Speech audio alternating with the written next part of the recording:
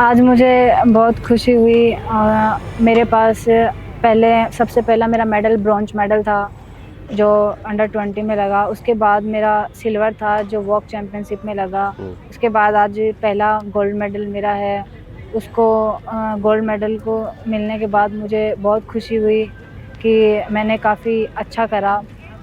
और मेरे साथ काफ़ी अच्छी प्लेयर थी, उनके साथ मैंने कंपटीशन करा। मुझे बहुत अच्छा लगा कि मैंने गोल्ड लिया।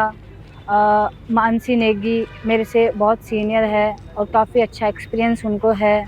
उनके साथ कंपटीशन खेल के मुझे बहुत अच्छा लगा।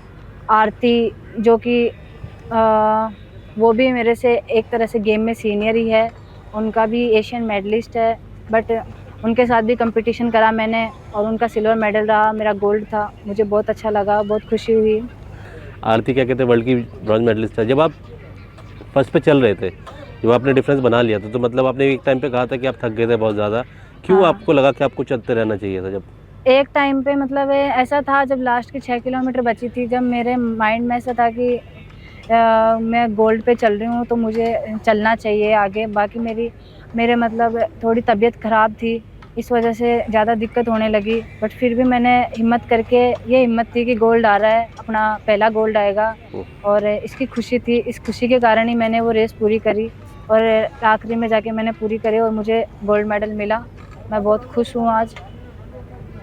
महिमा, थोड़ा अपनी जर्नी के बारे में बताइए कि आप राजस्थान से आते हैं, कैसे आपने एथलेटिक्स में आए और कैसे आपने रेस वॉकिंग चुना? बिकॉज बहुत हार्ड इवेंट होता है, लोग चुनते नहीं है जल्दी, तो क्यों आपने? हाँ, हार्ड इवेंट तो होता है। मैंने इसको ट्रेनिंग करते मुझे 2 साल हो गया और 2 साल से मैं प्रॉपर रेस वॉकिंग ही कर रही हूँ। और उससे पहले भी मैंने नॉर्मल रनिंग वनिंग शुरू करी थी। उसके बाद से मुझे किसी कोच ने सलाह दी कि तुझे रेस वॉक करना चाहिए, और कालू राम जी बगड़िया हमारे गांव के, उन्होंने मुझे सलाह दी। उसके बाद उन्होंने मुझे सीताराम जी कोच साहब के पास भेजा, नागौर के हैं। उन्होंने मुझे अच्छी ट्रेनिंग करवाई और मेरा फर्स्ट मेडल जूनियर नेशनल में लगा। वो मेडल लेने के बाद मुझे बहुत खुशी हुई। मेरा वर्ल्ड यूनिवर्सिटी में भी अभी 2025 में मेरा ब्रॉन्ज मेडल टीम मेडल रहा, उसमें भी मुझे बहुत खुशी हुई। और आज मेरा पहला गोल्ड था, इसको लेके भी मुझे बहुत खुशी हुई।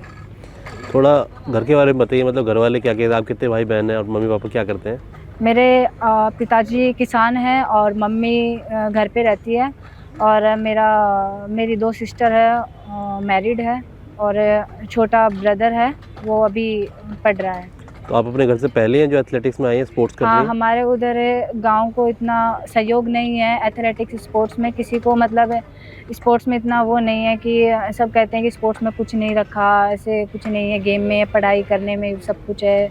मतलब उधर के लोगों का सबका यही है। मेरी फैमिली ने, मेरे पापा को मैं धन्यवाद देना चाहूँगी कि उन्होंने मुझे बाहर निकाला और मैंने मतलब निकल के इतना अच्छा करा। मुझे भी वैसे इतना वो नहीं था, बट मुझे फैमिली की तरफ से ये था कि तू बाहर जाके टेक्निक सीख के आ, फिर घर पे आके ट्रेनिंग करना। लेकिन मैंने उनको रिज़ल्ट दिया। ऐसे अगर हर लड़की बाहर निकल के रिज़ल्ट दे तो सबके घर वाले उनको आगे का अवसर दे। और मैं सबकी फैमिली से रिक्वेस्ट करूँगी कि जो भी गांव की लड़कियां हैं जिनको किसी चीज़ में सहयोग नहीं मिलता, अगर उनमें टैलेंट है तो उनको सपोर्ट करें, आगे निकलने के लिए प्रेरित करें। आपका कितना मतलब मंथली जो होता है डाइट वाइट में, एज ए एलीट एथलीट है, आप मेडलिस्ट हैं? मंथली देखो, नॉर्मल स्पोर्ट्स पर्सन का 30,000 के आसपास बैठ ही जाता है। मेरा 30,000 रुपये के आसपास खर्चा होता है, बट इतना फैमिली वाले एफर्ट नहीं कर पाते। बस यही कारण है सभी एथलीट्स का कि उनकी फैमिली को यही है कि इसमें गेम में खर्चा बहुत होता है। पढ़ाई में, अगर पढ़ाई में कुछ करते तो उनको ये रहती है, खर्चे के कारण ही बहुत से एथलीट बाहर नहीं निकल पाते। फैमिली का इतना मतलब सहयोग नहीं रह पाता। उनकी इनकम में 10-15 हज़ार रुपये बजट होता है और उनके लिए 25-30 हज़ार रुपये करना बहुत मुश्किल होता है। आप कितने साल से कर रहे हैं रेस वॉकिंग की ट्रेनिंग? आपने कब स्टार्ट की थी? मैंने 2 साल पहले से मैंने ये ट्रेनिंग स्टार्ट करा और 2 साल में मेरे काफ़ी अच्छे अचीवमेंट रहे। 3 नेशनल मेडल हो गए, ब्रॉन्ज, सिल्वर, गोल्ड, और वर्ल्ड यूनिवर्सिटी में भी ब्रॉन्ज मेडल आ गया। इसको लेके मुझे बहुत खुशी है। तो आपका जब आपने स्टार्ट किया था तो कोई ऐसा टाइम आया था जब आपको लग रहा था कि नहीं आ रहा रिजल्ट, थोड़ा मुश्किल टाइम था, जब आपको लगा छोड़ देना चाहिए? नहीं, ऐसा टाइम तो स्टार्टिंग में जब मैंने 3 महीने ट्रेनिंग करा तभी मैंने रिजल्ट अच्छा दिया था। तभी मेरा राजस्थान में पहला कंपटीशन था और पहले में ही मेरा सिल्वर मेडल था। और उसके बाद फिर धीरे धीरे मैं मोटिवेट होती गई, फैमिली की तरफ से, खुद की तरफ से भी। फिर उसके बाद मेरा नेशनल मेडल भी आ गया। फिर उसके बाद मैं और मोटिवेट होती गई, मुझे लगा कि मैं काफ़ी अच्छा करूँगी। फिर मैंने जम के अच्छी तैयारी करी और डिसिप्लिन में रह के अच्छे से मेहनत करी और उसका रिज़ल्ट आज आया भी है। जब आज आप 6 बजे स्टार्ट हुआ रेस, आप जब लास्ट के कुछ टाइम बचा थे, 7 साढ़े 7 बज गए थे, जब धूप बहुत ज़्यादा हो गई थी, आपके जब लास्ट के 6-7 लैप 5-6 लैप बचे थे, बहुत ज़्यादा गर्मी थी, आप पूरे पसीने में लत थे, उस टाइम पे हालत ख़राब थी, सांसें फूल रही थी, उस टाइम पे क्या आपको मतलब किस चीज़ क्या मोटिवेट किया जो आप लगातार करते रहे, छोड़ा नहीं आपने? मेरा मेन मोटिवेशन तो यही था कि मेरा पहला गोल्ड आ रहा है और मुझे आज कैसे भी करके गोल्ड लेना है, क्योंकि बाद में ऐसा टाइम आए नहीं आए। और अभी इसमें मेरे पास सिल्वर ब्रॉन्ज है, तो एक गोल्ड हो जाएगा तो अपने मेडल का भी ऐसा हो जाएगा कि हाँ मतलब ब्रॉन्ज, सिल्वर और गोल्ड है। और काफ़ी अच्छी मैं मोटिवेट थी कि आज मैं इतने अच्छे प्लेयरों के साथ कंपटीशन कर रही हूँ और फिर गोल्ड पे चल रही हूँ। इस वजह से मेरा रेस पूरी करने का दायरा था और मैंने पूरी करी और गोल्ड मेडल भी लिया और मेरा आज पर्सनल बेस्ट भी रहा। आपने घर पे फ़ोन किया अभी? हाँ। पापा को बताया? क्या बोले पापा? बस बंद कर दो। पापा ने क्या बोला? पापा को बहुत खुशी हुई कि आज पहला गोल्ड आया। वो कहते थे कि तेरा हमेशा तू थर्ड सेकंड पे ही रहती है, गोल्ड नहीं आया। इंटरनेशनल में भी गई, वहाँ पे भी टीम मेडल में भी ब्रॉन्ज ही आया, तेरा फर्स्ट नहीं आता। फिर आज गोल्ड मेडल आया तो उसके लिए पापा को भी खुशी हुई। पर फिर भी पापा के मन में एक चीज़ है कि इतना करते करते भी तुम इतना कर रहे हो, तुम्हें कुछ सहयोग नहीं मिल रहा, कुछ सहायता सपोर्ट नहीं मिल रहा, सब कुछ अपनी तरफ से अपन एफर्ट करते हैं, खर्चा करते हैं, फिर इनका किस चीज़ में वो हो रहा है, ये सवाल फिर भी फैमिली के मन में रहता है।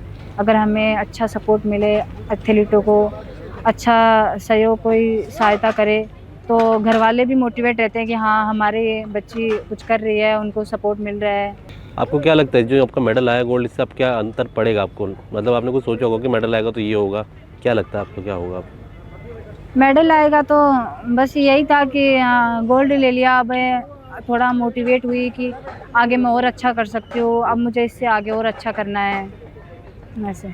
आप अभी तक किसी एनसीओई और साई या फिर किसी क्या कहते हैं प्राइवेट स्पॉन्सर के साथ नहीं है? नहीं। तो कितनी ज़्यादा दिक्कत होती है आपको पर्सनली? मतलब घर पे तो चलो, कैसे आप मैनेज करते हैं पैसों का? घर वालों को ही मैनेज करना पड़ता है। वो कैसे जैसे किसान है, खेती करते हैं, उनका 15-20 हज़ार रुपये कैसे जैसे ये बजट में बचता है, वो हमारे ऊपर लगा देते हैं। वो देखते हैं कि भाई कैसे जैसे खर्चा मतलब अपन करते हैं तो कहीं ना कहीं अपने काम आएगा, कहीं ना कहीं अपने, तो इस वजह से वो खर्चा लगाते हैं। और बाकी लास्ट टाइम तक यही है कि इतने मेडल आ गए फिर भी कोई सहायता सहयोग नहीं है, तो एथलीटों को एक सपोर्ट होना बहुत ज़रूरी है। आप किसी को देखते हैं कि कोई ऐसा स्पोर्ट पर्सन जिसको आप देखना पसंद करती है? हाँ, मेरी प्रियंका गोस्वामी जो ओलंपियन है, मुझे सबसे अच्छी वॉकिंग भी उनकी लगती है और काफ़ी ज़्यादा मैं उनसे वो हूँ। जो नेशनल रिकॉर्ड होल्डर हैं, तो आप उनसे कहीं मिले? नहीं। मैं उनसे वॉक चैम्पियनशिप में जब उन्होंने 20 किलोमीटर करा, मैंने 5 किलोमीटर करा, तो मैंने वहाँ उनको फर्स्ट टाइम देखा था। तो बात नहीं हुई अभी आपकी? नहीं। अगर पहली बार मिलेंगे तो क्या बात करेंगे? बस यही कि मुझे आपसे बहुत कुछ सीखने को मिला और मुझे भी आपके जैसा बनना है, आपकी जैसी मतलब आपने बहुत अच्छा करा। आपसे हम जैसे जूनियर निकले, हम जैसे जूनियरों ने काफ़ी अच्छा मतलब वो प्रदर्शन कर रहे हैं, आपको देख के अच्छा मोटिवेट हो रहे हैं, उसके लिए आपको धन्यवाद। यही बस। लास्ट सवाल, आपका क्या टारगेट है? मतलब आप क्या अचीव करना चाहते हैं इस इवेंट में ओवरऑल? इस इवेंट में मेरा है कि मैं 2028 में ओलंपिक में भाग लूँ और अपने देश के लिए मेडल भी लूँ।